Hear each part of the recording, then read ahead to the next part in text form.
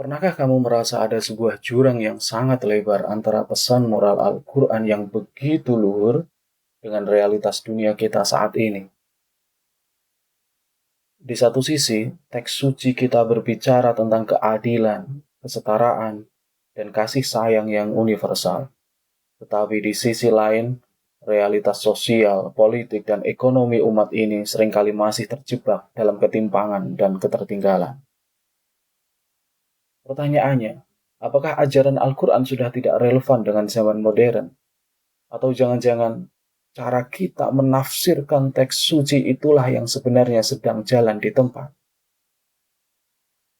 Jika kita hanya mengandalkan tafsir klasik yang statis dan kaku, kita seolah memaksa masyarakat abad ini untuk hidup dengan baju abad ke-7. Tapi sebaliknya, kalau kita membuang teks suci demi mengejar modernitas sekuler, kita akan kehilangan identitas fundamental kita sebagai Muslim. Lalu, di mana jalan keluar? Assalamualaikum, selamat datang kembali di kanal Kuliah dari Rumah. Di video kali ini, kita akan membedah salah satu tawaran metodologi paling brilian, paling orisinal, dan bisa dibilang paling revolusioner di abad 20.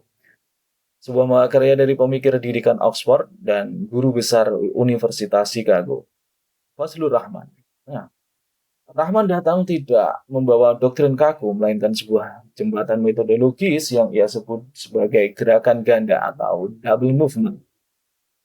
Sebuah metode yang menuntut kita untuk bergerak dari problem masa kini melompat ke masa lalu untuk menangkap spirit asli Al-Quran di abad ke-7, lalu balik lagi ke masa kini membawa sebuah ideal moral yang siap diterapkan untuk memecahkan krisis modern kita saat ini. Nah, bagaimana detail mekanismenya? Bagaimana contoh penerapannya pada isu-isu pendidikan? Baik, mari kita bedah latar belakang dan urgensi masalahnya. Mengapa gagasan pembaruan ini menjadi sangat krusial, terutama bagi para pendidik? Kita saat ini berada di tengah pusaran tantangan era disrupsi. Pendidikan agama Islam di abad ini sedang berhadapan langsung dengan transformasi sosiokultural yang luar biasa masif. Perubahan ini bukan sekadar tren sesaat, melainkan sebuah kondisi yang secara mutlak menuntut adaptasi pedagogis. Sebuah adaptasi yang harus berpusat pada pengembangan nalar kritis dan penguasaan literasi digital. Tapi, mari kita jujur. Mari kita lihat realita di kelas-kelas kita. Terjadi sebuah stagnasi pendekatan guru. Mayoritas guru kita, mayoritas guru PAI kita, faktanya masih terjebak pada metode teacher center, pembelajaran yang berpusat pada guru, dengan corak penyampaian yang sangat normatif dan pragmatis. Lalu, di mana letak akar masalahnya? Mengapa kita sulit sekali beranjak dari sana? Jika kita diagnosis lebih dalam, kecenderungan pengajaran yang melulu berpusat pada hafalan ini sebenarnya lahir dari satu penyakit lama, yakni corak pemahaman teks keagamaan yang kaku dan ironisnya terlepas sama sekali dari konteks historis turunnya teks tersebut. Kita membaca teks masa lalu tapi kehilangan pijakan maknanya. Padahal tanpa memahami makna dan konteks ayat itu turun, penafsiran kita terhadap ayat barangkali bisa sama sekali berbeda dari maksud ayat itu. Misalnya ketika kita membaca waqtuluhum haitsu saqiftumuhum, seakan-akan Al-Quran itu memerintahkan satu tindakan yang sangat kejam untuk membunuh orang-orang. Tetapi ketika kita memahami konteksnya, tentu pemahaman kita akan jauh dari itu. Nah, di titik nadir inilah kritik tajam Fazlur Rahman menemukan relevansinya yang paling. Rahman dengan lugas menyatakan bahwa pendidikan Islam sedang mengalami apa yang ia sebut sebagai kelumpuhan tradisi intelektual. Sebuah diagnosis yang pahit tapi yang nyata. Mengapa lumpuh? Karena pendidikan kita seringkali gagal menangkap esensi dan semangat zaman modern tempat kita hidup hari ini. Fazlur Rahman menilai metode mufasir klasik cenderung ahistoris, literaris, dan atau mistis. Ini memahami ayat sepotong-sepotong. Sementara Fazlur Rahman ya fokus pada ide moral, bukan legal spesifik ayat itu. Kita hadir secara fisik di abad 21, tapi pedagogi kita masih tertinggal jauh di belakang. Lalu seberapa parah sebenarnya kondisi empiris pendidik kita di lapangan saat ini?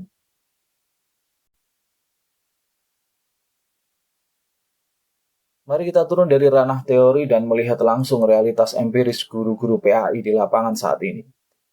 Jika kita mengamati fenomena di ruang-ruang kelas madrasah dan sekolah kita, setidaknya ada 4 krisis utama yang sedang terjadi. Yang pertama, mari kita bicara soal kesenjangan kualifikasi dan kompetensi. Kita tahu ada program sertifikasi atau PPG. Namun faktanya, gelar profesional pasca sertifikasi ini seringkali lebih berimplikasi pada peningkatan kesejahteraan finansial semata. Kabar buruknya, peningkatan kesejahteraan ini ternyata belum berbanding lurus dengan peningkatan mutu pedagogis saat guru-guru kita mengajar di kelas. Gelarnya profesional, tapi cara mengajarnya masih konvensional. Yang kedua, kita menghadapi krisis literasi digital yang cukup serius. Memang, guru-guru kita sudah pakai proyektor atau membagi materi lewat grup WA. Tapi adaptasi teknologi ini masih ya, sebatas pemakaian perangkat keras dasar. Praktik ini belum menyentuh esensi dari apa yang disebut sebagai cyber pedagogi. Sebuah pedagogi siber yang seharusnya integratif dengan higher order thinking skill, HOTS, atau keterampilan berpikir tingkat tinggi. Yang ketiga, dan ini sangat krusial ketika berhadapan dengan Gen Z, terjadi defisit kapasitas konseling. Anak-anak Gen Z ini kritis, tapi juga rentan. Sayangnya, guru agama kita justru seringkali cenderung menggunakan pendekatan yang punitif. Guru seringkali memposisikan dirinya sebagai hakim moral yang siap memvonis benar atau salah, bukan sebagai pendamping. Akibatnya apa? Terciptalah jarak psikologis yang lebar antara guru dengan siswa. Alih-alih mencerahkan, agama justru terasa mengekang. Saat masalah pedagogis belum cukup, masih banyak pendidik kita di tingkat madrasah yang terjebak pada masalah administratif. Misalnya merumuskan outcome pembelajaran yang tajam, itu dirasa masih menjadi tantangan utama bagi para guru. Banyak yang masih kesulitan hanya untuk merumuskan instrumen dasar seperti alur tujuan pembelajaran. Misalnya. Nah, keempat realitas pahit ini memunculkan sebuah pertanyaan besar. Jika instrumen pembelajarannya saja masih membingungkan, psikologisnya masih berjarak, bagaimana mungkin nilai-nilai luhur Al-Quran bisa membumi di era disrupsi ini? Disinilah tawaran metodologi double movement dari Fazlur Rahman masuk sebagai pisau bedah untuk merekonstruksi paradigma pendidikan kita. Jadi bagaimana cara kita mengurai benang kusut pedagogi ini? Nah, disinilah metode double movement atau gerakan ganda tawaran Fazlur Rahman hadir untuk memecahkan kebuntuan epistemologi tersebut. Mari kita mulai dengan gerakan pertama, menuju masa lalu. Bayangkan kita sedang melakukan sebuah perjalanan lintas waktu. Dalam gerakan ini kita tidak hanya sekadar membaca teks, tetapi kita melacak secara mendalam konteks sosio-historis turunnya wahyu yang berkaitan dengan pendidikan. Tujuannya satu, menemukan ideal moral yang tersembunyi di balik teks tersebut. Ambil contoh ayat-ayat yang sangat populer seperti Quran Surah An-Nahl ayat 125 atau Surah Ali Imran ayat 159. Jika kita melakukan ekstraksi nilai dari pelacakan asbabun nuzul yang lebih tepat kita maknai sebagai latar belakang alih-alih sebab turunnya ayat. Karena ayat ini kan kalamullah, dan kalamullah tidak membutuhkan sebab. Setelah kita melacak latar belakang ayat, maka selanjutnya yang perlu kita lakukan adalah membedah konteks makro historis masyarakat saat itu. Kita akan menemukan sebuah fakta yang luar biasa. Konteks ayat ini meskipun diturunkan dalam momen perang sebagai legal spesifiknya, tapi dalam konteks makro sama-sama memberikan pedoman perilaku Rasulullah terhadap umatnya untuk mengutamakan pendekatan persuasif, lemah lembut, kebijaksanaan, musyawarah tentu saja, terutama dalam menghadapi situasi konflik dan dakwah. Pendidikan profetik atau pendidikan gaya kenabian itu sama sekali tidak kaku. Pendidikan ini secara esensial berprinsip pada hikmah atau kebijaksanaan dan rahmat, kasih sayang atau empati. Dan yang paling penting untuk digarisbawahi, pendidikan kenabian pada masa itu ternyata sangat adaptif terhadap mukhatab, terhadap audiensnya. Nabi selalu menyesuaikan cara penyampaiannya dengan kondisi psikologi dan sosiologi orang yang diajak bicara.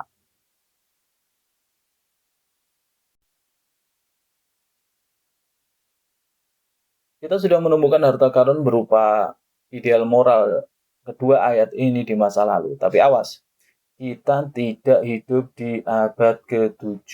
Berhenti di masa lalu justru akan membuat kita menjadi kaum fundamentalis yang kaku.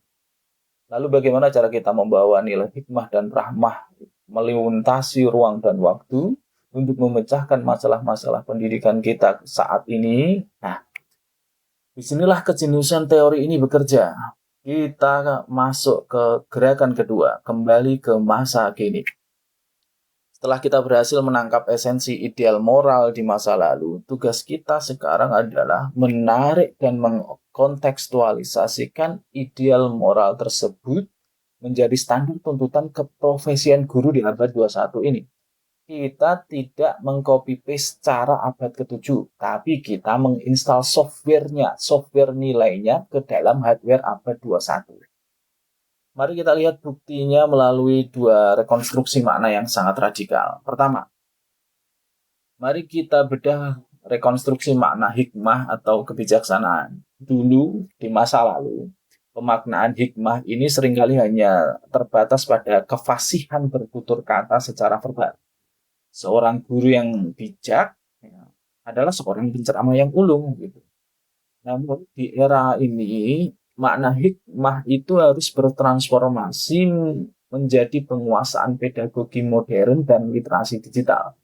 Indikator keberhasilan bukan lagi seberapa lama siswa kuat mendengarkan ceramah-ceramah gurunya, melainkan kemampuan pendidik, kemampuan guru dalam memfasilitasi pembelajaran efektif dengan instrumen teknologi terkini secara proporsional.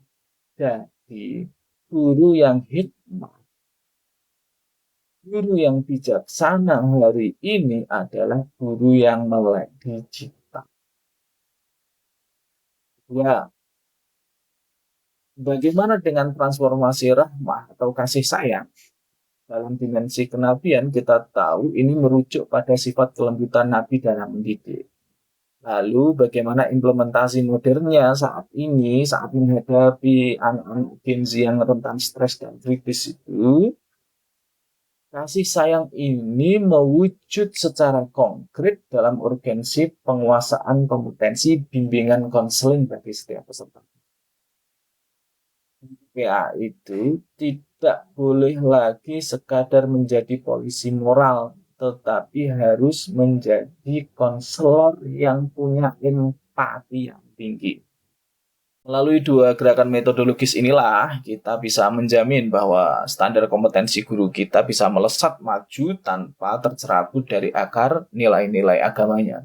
Tujuannya jelas, melahirkan sistem pendidikan yang relevan dengan zaman, namun tetap memiliki kedalaman spirit. Nah, sekarang kita tiba pada pertanyaan paling praktis. Bagaimana mengoperasionalkan Metode double movement ini dalam sebuah desain solusi berupa program pelatihan yang berkelanjutan. Kita tidak bisa lagi hanya mengandalkan seminar sehari yang seremonial itu. Pilar utama dari solusi ini adalah implementasi pengembangan keprofesian berkelanjutan yang benar-benar terstruktur. Lalu, apa saja menu utama dalam pelatihan transformatif ini? Nah, ada 4 fokus krusial. Pertama, pedagogi berbasis OBE. Ini sangat penting. Pelatihan harus berfokus pada penyusunan capaian pembelajaran dan alur tujuan pembelajaran yang terukur. Kita melakukan pergeseran paradigma secara menyeluruh menuju outcome-based education. Pembelajaran tidak lagi diukur dari seberapa banyak materi yang diselesaikan guru, melainkan dari kompetensi nyata apa yang berhasil dikuasai siswa di akhir sesi. Yang kedua, metode partisipatif. Sudah saatnya kita melakukan transisi radikal. Tinggalkan ceramah satu arah. Ceramah boleh tetapi interaktif dua arah. Pelatihan harus membiasakan guru dengan project based learning dan juga case method. Pemecahan-pemecahan kasus sosial keagamaan faktual yang sedang hangat di masyarakat. Ketiga, literasi digital lanjutan. Seperti yang kita bahas tadi, literasi digital bukan hanya soal bisa pakai Zoom atau proyektor. Ruang siber murni harus diubah menjadi instrumen dakwah kontemporer yang canggih. Guru dilatih untuk memproduksi konten yang baik dan mendistribusikan narasi keislaman yang moderat secara algoritmik. Yang keempat, bimbingan konseling humanis.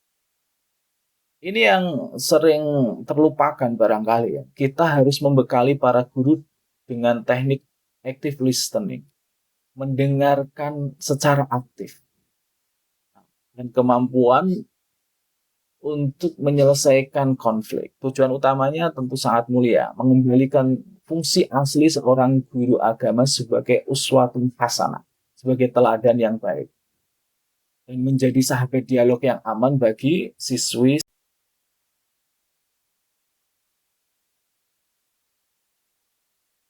Membumikan ideal moral pendidikan profetik di era disrupsi ini adalah sebuah keharusan, bukan pilihan. Nilai kenabian seperti hikmah atau kebijaksanaan dan rahmah, kasih sayang, harus mewujud dalam wajah baru, yaitu kompetensi guru yang melek teknologi namun tetap memiliki kepekaan konseling tinggi-tinggi. Guru PAI tidak boleh takut dengan disrupsi digital atau kecerdasan buatan. Sehebat-hebatnya AI tidak akan pernah bisa meneteskan air mata empati saat mendengarkan keluh kesah siswanya. Di sanalah letak kekuatan sejati seorang pendidik profetik. Saya Nemo, terima kasih sudah menyimak. Mari terus gelisahkan pikiran kita untuk pendidikan Islam yang lebih baik. Selamat belajar, selamat merayakan ilmu.